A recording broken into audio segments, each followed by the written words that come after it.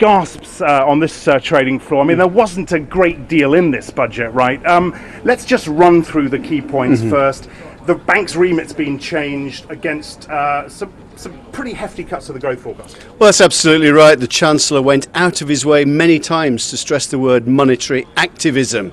So it seems that it's going to be pretty dull on the fiscal side, pretty active on the monetary side, giving the Bank of England as much room as they could possibly need to try to retune the funding for lending scheme and to really try and make the current policies work a little better rather than trying to introduce new policies. It looks very much like Plan A plus rather than Plan B. On to the growth forecast, 0.6, Nick. Yeah. For this year, that was what? That was a cut in half. Yes. I mean, that was hefty. Is that Osborne giving himself a little bit of wiggle room?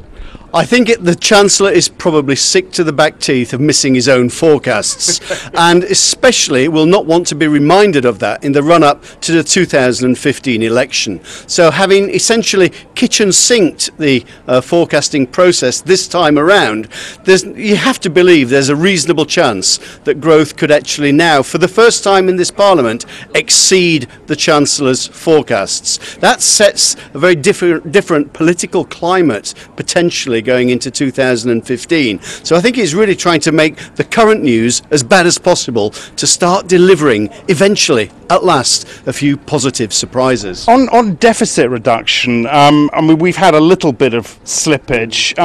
How much does that actually matter to the international investor right now? I don't think the deficit matters really at all, insofar as it's unlikely to change the ratings agency's prognosis.